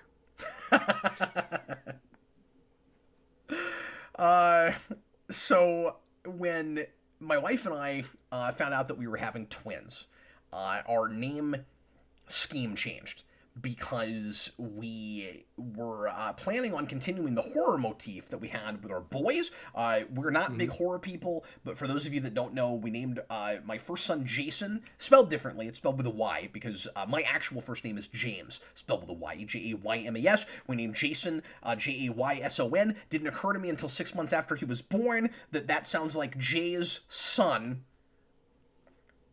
I don't know how I didn't think of that when we named him that, but there it was, right there. Oh, you just made your kid's name descriptive. Your name is Jay, and his name is Jay's son. All right. At least we didn't put an apostrophe in it. And then we had Freddie, because my wife wanted to name our next son after her great uncle Freddie, and then we looked at each other and we were like, really? We're going to have our kids going to be Jason and Freddie? We're like, do we really want to do that? Neither of us were big horror fans, and we knew people would laugh about it, and then we went, no, that's why you do it. So we went ahead and did that, and then we decided with that scheme, when we had a third kid and it wasn't a girl, like we were hoping it would be, I still love Mikey, don't get me wrong, but he was something of a disappointment. And, that was a joke. Everybody's supposed to laugh. It's worse if they don't laugh. Jokes are less mortifying when you explain them. So then, we went, well, what's a name that we like that we actually like that is still in the kind of horror, oeuvre, and we went with Michael. We call him Mikey. And then, if we had gotten a girl for our fourth child, the only reason that we tried again was because we still wanted a girl. Me specifically, really still wanted a girl. And Sarah was game to try again. So we were like, okay, hopefully we get a girl this time. And we found out we were having two. And so we went, well, if it was one, we were gonna name her Carrie. But we kind of liked the idea with twins of going with a completely different scheme. So we went with Batman characters. Mm-hmm. What was the actual? So now, for all your subsequent what was the actual twins, question? for all of your subsequent twin sets that you have to stick with the Batman theme. With the Batman theme, yes, of course. No, we're done. We're not having any more. What was the actual question, though? The actual question was Lana ever? Was Lana right? So we at that point decided to go with Batman characters, and I say that. How did we write our list? I think what we did was we wrote several things on our list that actually turned out to be Batman characters because we liked a lot of those names, but we didn't decide for sure that's what it was going to be until we each liked a name on the other one's list that was a Batman character, and then we ended up narrowing it down to that. So I brought all this up just to say a couple other things I pitched. I suggested Andrea from Mask of the Phantasm. And Sarah kind of liked that name, except didn't like the idea that people wouldn't pronounce it right. Because she didn't want anybody to call her Andrea. She wanted it to be Andrea, and figured that people wouldn't get it and would say it wrong. And I'm like, well, yeah, we have the same thing with Cassandra, though. And we do, where sometimes people will say Cassandra. She's like, somehow that doesn't bother me as much. And I'm like, all right. So, whatever. So, the reason we ended up with the names we ended up with, it was because both of the names that we ended up going with were in each of our top 4, and like they were so high on the list, we're like, okay, that's what we're going with. So we both had Cassandra on that list, and I had forgotten that was Sarah's top pick for our third kid. Sorry about all that. My family is talking to each other, even though they're all upstairs and they can just go have a conversation. Anyway, so anyway, Cassandra and Selena were both on both of our lists toward the top, and I was really surprised that Sarah liked Selena and put it like 4th on her list or something, because that was one I thought she wasn't going to really care for, and that I was going to end up axing real early. But we both had it, surprisingly. So anyway, I was trying to remember other things I put on my list, and they're not coming to me. But yeah. Anyway, so moving right along. But we both had Cassandra and Selena on our list, and that's why we named our daughters that. Thomas Lowe said that Lana herself is a horror show, so it kind of would have worked. Oh, that's fair. That's true. Well, and that's a name before Smallville I always kind of liked. And then now I just associate it with that character. So, like, Superman and Lois has helped a little bit, because their Lana Lang is pretty great, but... Oh, cool. A little too late, folks! We had 10 seasons of that! Well, she left during 9, I guess, and came back once or twice, but yeah. It's insane that she left in season 9. I think it was 9, yeah. And then Joe Hung says, I spit my drink out at the Mikey joke. So he liked it. Well, thanks. I appreciate that. I mean, I'm sorry about the $800 laptop you're going to have to replace, but... Robert Wells says, have I been pronouncing Cassandra Cain's name wrong in the comics this whole time? Yeah, you have. It's Cassandra, not Cassandra. It's never been Cassandra. Cassandra Cain. Or it might be Michael. like Falcone and Falcone. You know? Yeah. Where or Roz and Raish. Or Roz and Raish, I was going to say that. Yeah.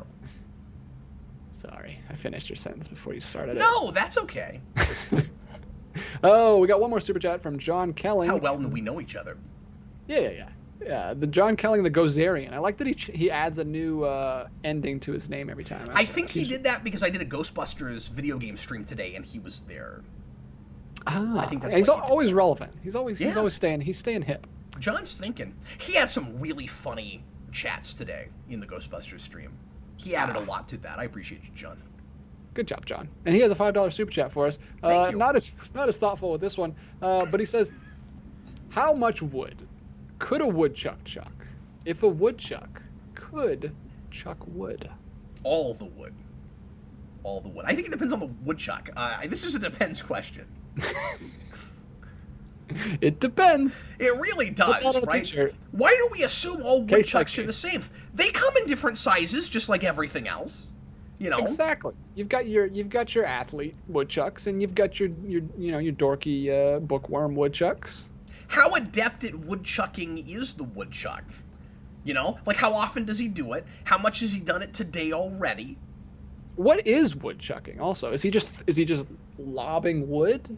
What is a woodchuck? But woodchuck is chucking wood. Is he chucking it like he's throwing it? Is he hitting it with nunchucks?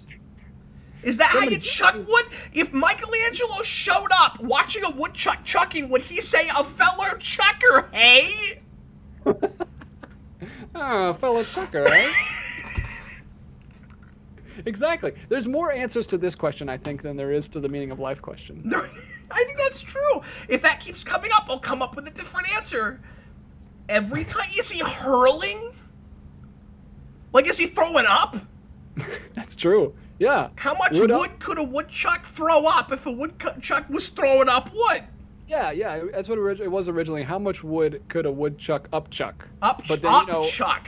After it gets diluted after years of rehearsing the rhyme. So it becomes a game of telephone. Yeah. We just lost the word up. It's actually the best, most successful game of telephone that's ever been. We lost that word along with 5 viewers. Oh man, what is happening? We're off the rails. Thanks, John. Thanks, John. That was more thoughtful than you thought. He literally just complimented you on your input of the streams, and then you just derailed us. Yeah. You know what though? It was fun. So I don't mind. I appreciate it. Oh, absolutely. I feel like all questions are welcome here. Like Cap says, we don't judge. You have to pay for things sometimes. You know, sometimes it's with money, sometimes it's with time, sometimes it's with viewers. Yeah. You know? I mean, we pay with joy here because we enjoy all your questions. He says, money well spent. Yeah. Where else are you gonna get nunchucks and throw it up in the same 3 minutes? Okay. We are done with Super Chats. If you see any other pre-written, last call for Super Chats, folks. If you see any more pre-written, go ahead and throw them out, and I'll try to keep the stream going for 4 or 5 more minutes, and if we don't see any more Super Chats after that, we will call it a day. What else do you see? All right. Robert Wild says, not a single White Castle reference this entire stream. I'm surprised. Yes. It's a shame, man. White Castle might be on the way out. This is the last show someone said something about that, too. That's true, yeah. I think it has lost its mojo a little bit. It's lost, yeah. It doesn't have quite the glamour that it used to. It was very exciting. And you know, it was redundant enough. I thought it was going to fall off quicker than it did, but I also think it's possible there's a White Castle posse that has not been showing up. They've been busy. They've had other things. Yeah, you know what they're doing. They're helping the crew of Ironheart build the White Castle. Yeah. They had to summon everyone who's a fan of White Castle because there's not that many, and they all flew out to I guess had to LA. Summon them with a Ouija board.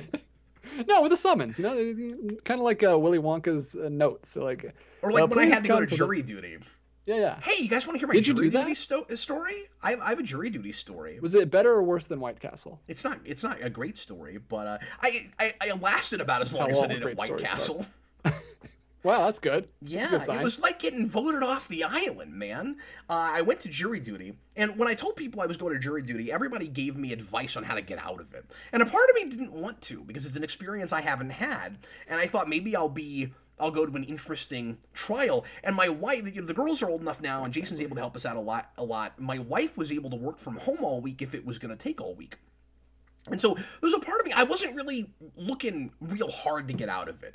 Like, you know, it was a lot of waiting around. It's a little boring. You had to wear a mask the entire time in that government building. So, like, there were things about it that weren't, the most fun. And then when I found out what kind of trial it was, I was like, yeah, I'm good if I get knocked out. It was the Amber Heard trial, guys. It was a boring kind of trial. It was a civil thing, and it was about, like, company trade secrets. It sounded really boring.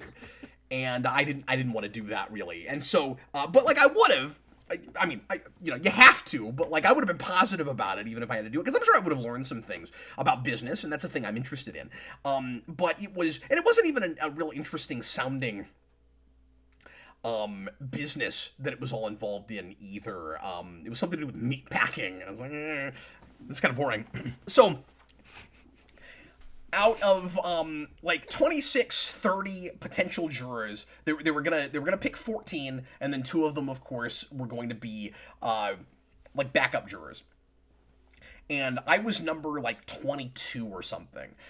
So the only way I would have ended up getting put on the bench with the main 12 is if somebody got pulled down for some reason. They called my name, which did end up happening. So I got to sit. So I was in an uncomfortable wooden bench for about an hour, and then I got to sit in a super comfortable chair. And I was tired, so I was trying really hard not to fall asleep. Wow, and it was boring. So how did you not fall asleep? Yeah. So they're asking jurors, all these potential jurors, all these different questions to decide who the prosecution and defense wants to knock off and replace. And a lot of it had to do with, like, do you know people that were involved in this company, or do you know the attorneys? And anytime somebody had any connection to one of those two things, one of the attorneys for their strategy would eliminate them. And that's how I wound up on a seat.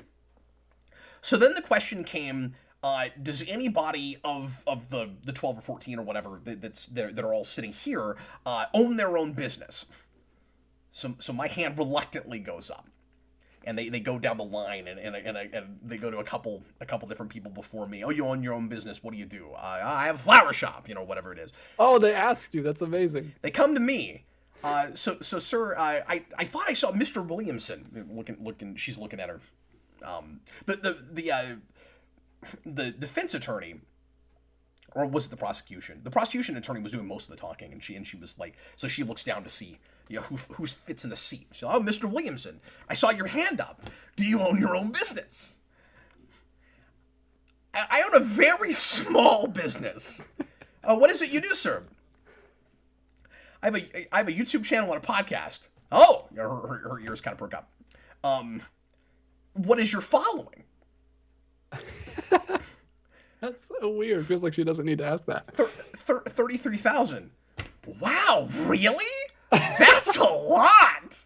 I look around, everybody looks really impressed.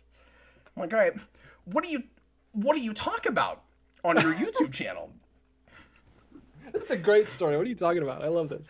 Pop culture? I haven't told anybody this story yet either. Pop culture, mostly superhero stuff. Defense attorney stands up. He goes, I'm not making this story up, by the way. He stands up. He says, DC or Marvel? This sounds like a sitcom. Like everyone just starts talking about your business for 20 minutes and forgets why they're there. He says DC or Marvel. I say, without skipping a beat, I say, both, we don't discriminate. And everyone laughs. And immediately I'm thinking, I didn't do it right. I should have said Batman. and everybody laughs. And they ask me a couple more questions about that. And then they get to the part of jury selection where each of the attorneys writes down one by one, comes up to the bench. They get 4 chances, or they get 4 names to take down everybody down to the 14 that they're going to select. And it came to like the 5th or 6th name, Mr. Williamson. And so I was done and I left. And I suspect, because one of the questions, I forgot to mention this, one of the questions that the prosecution attorney asked me about is, because a lot of it was about trade secrets and like customer information that you're supposed to keep confidential. And it seemed like her strategy was she only wanted people on the jury who had experience in to any degree at all with trade secrets, because they would be sympathetic to their case. And or was it the defense, I guess, because they were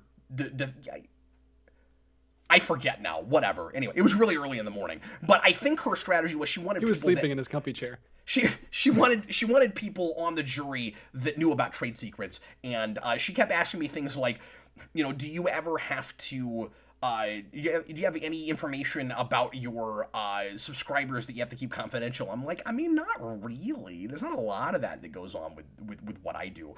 And so I ended up axing myself because I own a podcast business that doesn't really have anything to do with trade secrets. Wow, that's a great story. Oh, thanks, man. I thought I was going to bore everybody to tears with that. Anyway. That's hilarious. No, it's funny to me. How did you feel when you were saying, like, did you say it with pride, or were you a little embarrassed? It's just interesting to me as a geek who is in like professional settings a lot, and there's still that like twinge of just because of what room you're in that you feel a little bit of. And the average age in that room was like 50. Yeah, so they were expecting you to say like plumber or like you said flower shop. Was weird the sheer amount of people there who worked at law firms. Oh, weird. Or you think they wouldn't go to there for jurors? Well, it's supposed to be random, right? Yeah, like it's random jury selection. So it just happened to be a lot of people were in public service, or were in businesses that had to do a lot of litigation. And I think I was one of the younger people there.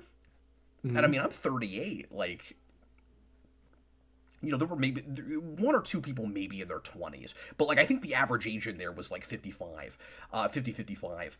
And anyway, yeah, not embarrassment, but just how hard is it going to be to explain what I do?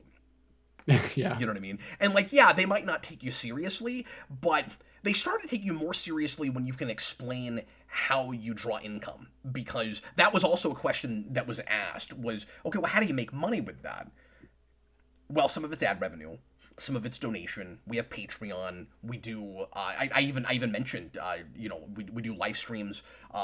People donate to have questions answered, and both of the attorneys seemed really impressed with that. And they seemed like they were taking me seriously. And then I got dropped, and I was like, did they not pick me because I seem like a little kid? I was just talking about superhero movies. Is that the reason? I don't think it was. I think it was because of the kind of business I had. And I think it was probably the prosecution attorney as opposed to the defense attorney. Like, I think she put my name in and not him. The guy who asked me Marvel vs. DC, I don't think he put my name in. I would be surprised if he didn't want me on the jury. Based on what each of them was after. Ironically. So I was like a tad disappointed, actually. Like, just a tad. I don't know. Just because it felt like you didn't get picked for T-ball. You got picked last for a dodgeball, and there was uneven teams. John. Yeah. Shut up, John. Cap can't judge.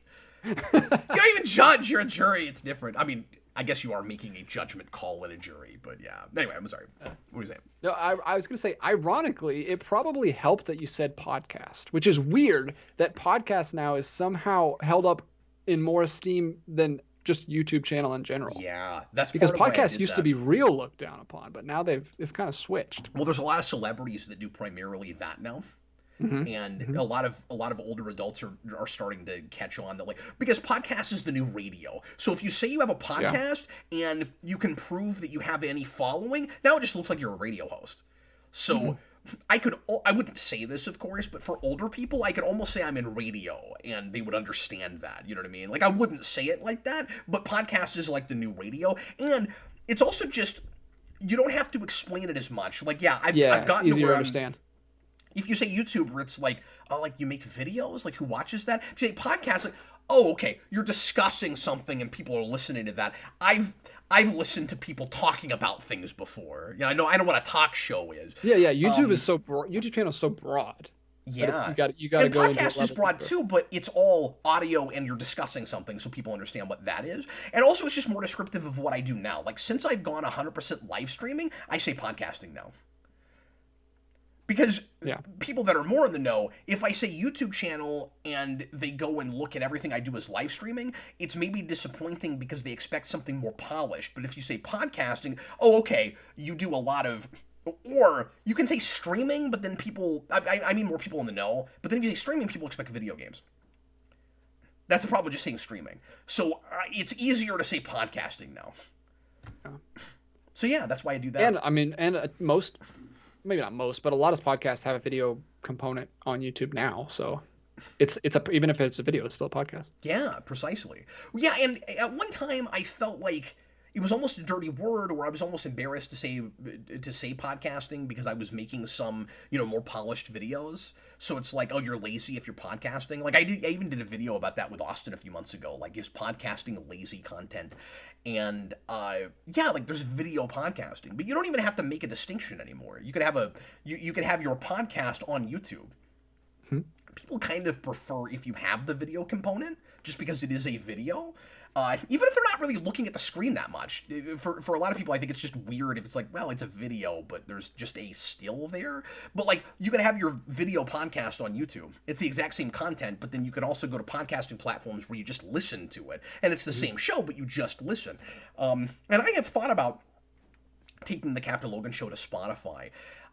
Like I have Rewind, which I've not updated in months, and I need to do that. But I thought about having a separate channel on Spotify that is the Captain Logan show, and might help to draw us a little bit more audience. It might not be a bad idea. Once again, we're announcing things. Stop announcing things is also going to be a T-shirt at some point.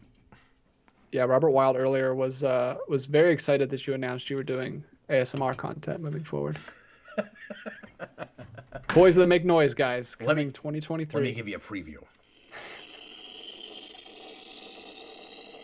I also think if I did that channel, I'm not doing that.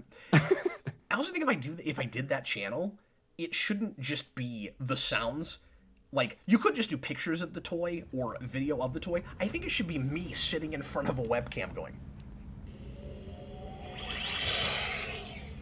And then I pick up something else.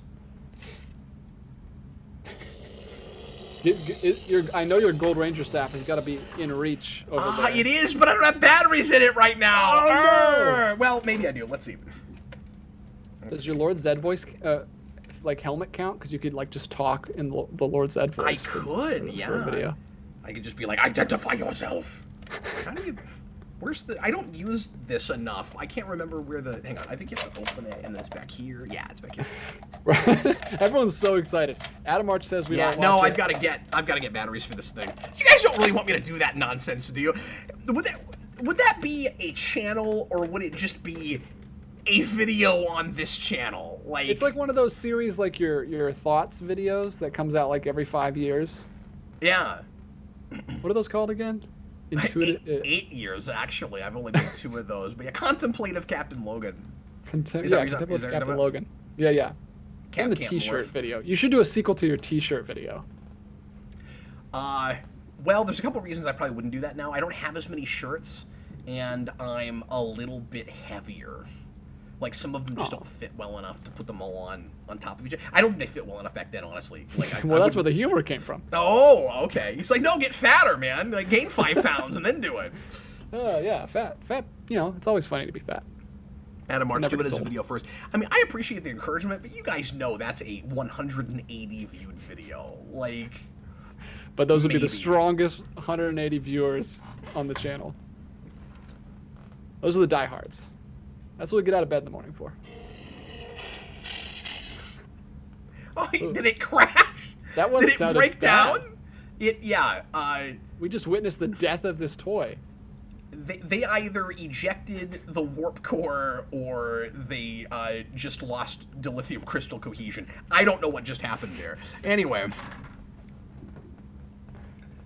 Something happened there. Okay, do we have any more questions that look interesting? Mostly just statements that they would enjoy this video that we're going to make. But one came in I'm going to write it down. Hold on. I can't believe there's interest in this. I also can't decide how much folks are joking. That's tough with text. It's hard. M-R... In a meme age. Toys. What did you call it? Toys that make noise? Toys that make noise. Toys that on the next Oprah. Toys that make... No, what is this show become? What has become of us? What has become of us? We can't even get on jury duty. They don't even want us on jury duty. I should have been like, oh yeah, when people sign up for Patreon, they have to give me all this personal information. They were like, she was like, are there any secrets you have to keep? I'm like, well, I don't really tell people on a live show how much money I make per month exactly, but like, I mean, I didn't say this. You can go to Patreon and see part of it, but yeah, you don't actually have to even make that public anymore. Yeah, you can hide it. You can hide it. I don't, just because it's always been there, and I haven't thought to. I don't know. And now we've done it. Adam March says, toys that make noise is still a more normal topic of conversation than Alfred Pennyworth full frontal nudity from last week. Yeah, that's true. One of these would have never been the title of the video, although it would have been the most... It should have been. ...viewed Captain Logan show. That should have been the lead-in topic. Alfred full frontal nudity on the next Oprah. Yeah, I could have used pixelation in the thumbnail. It would have been great. I would have used the face of you going, for sure. Oh, man. The only one I saw was from Blue Dragon 5, and he says, Cap, what would you pitch for a Gray Ghost animated short or an animated feature? Ooh, and I like the idea of it being a short or a feature as opposed to a series, because like there might be a series there, but it could potentially grow stale. It would be cooler just to have like a snapshot of what that series would be like. You know, kind of like the Lightyear thing done right. Yeah, I don't know. Sorry, I'm trying to think of like serials and animated things from the period that they're aping with Grey Ghost, and think about what you might do with that. Like they're looking at Fleischer Superman with that. You could do uh like the Robot Men, or you could do something with a train. Maybe something with a train. Like I don't know exactly what. Some sort of like high tech train heist thing, or like maybe there's a bomb on a train that Grey Ghost has to stop, or maybe there's some kind of futuristic technology involved. I don't know. I'd have to give it some thought, but I would love to see something like that. It'd be cool. The sad thing, of course, is that Adam West is passed, and that's who you'd want, because that's who voiced him in the first place, and it would have been really cool if somebody thought to make that before he died. Because just like with 60s Batman, I think we could all suspend disbelief well enough hearing, an 80-year-old Adam West going back to that role, and it would probably be easier for him to do drama with an older, grovelly voice than it was to do comedy. You could have Nick Cage do it. He'd be a good pick. He might be if he did it, if he did it seriously. Yeah. But yeah, he does some serious stuff still. And Cage came out last year. I'd be shocked if he didn't know about that. Like if he didn't see that show and doesn't know about Grey Ghost. Mad Bomber, yeah. The Mad Bomber. Yeah, that's what they did with that episode. And the bomber, well, yeah, and I guess I'd be going to another bomb plot with the train thing. But the bomber was voiced by Bruce Timm himself, and he did a pretty good job. Okay, we're right at 2 hours. Let's go ahead and close up unless you see anything else that's really pressing, DJ. Nope, I think we covered it. Pig was excellent, Adam Arch. This was fun. What a delightful show. Thanks, everybody, for being here, and I hope you had a good time, too. And thanks for helping us end on a lighter note and not make the entire show as depressing as the first 10 seconds were, because it really picked up.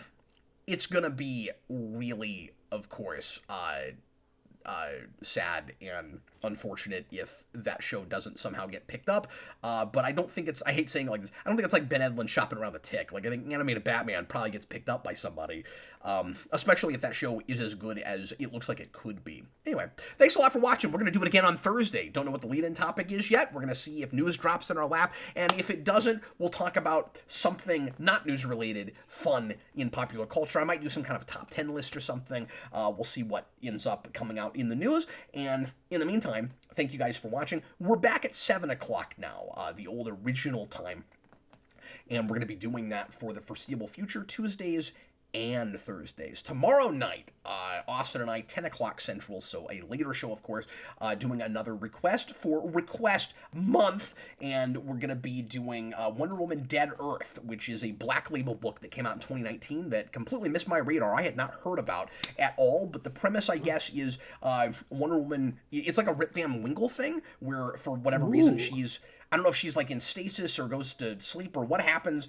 but she wakes up in a desolate Earth where everybody is dead, and comes back and has to deal with something. So that sounds interesting, and I'm excited to read it. It's 4 issues, and I think 200-something pages if you want to try to get your hands on it, try to read it digital, or go out and find a copy. And we're going to be talking about that tomorrow night. And then Friday night, I'm going to be also with Austin if he's able to make it. I'm going to be doing another really old request, finally getting to, and the film in question was requested by Alex Breen, and it's Adventureland, which he asked for back with the old Geeks United Club, a movie that I have never seen but also heard good things about and interested to finally watch. So all of that and more this week on Geekvolution. We had a really fun game stream this afternoon, Freddie and I, and we had a bigger turnout with that than I expected to. I decided I was going to stream at the last minute, didn't know what, and then Freddie came down and was like, "Hey Dad, can I play video games?" "Well, I'm going to play video games. What should we play? I haven't decided yet." And then Freddie goes,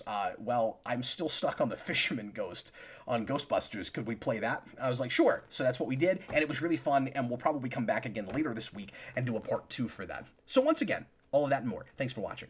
I was Captain Logan. This was DJ Martinez. See you later, guys. We'll see you guys again real soon. Bye, everybody. Oh, hold on. Here's music.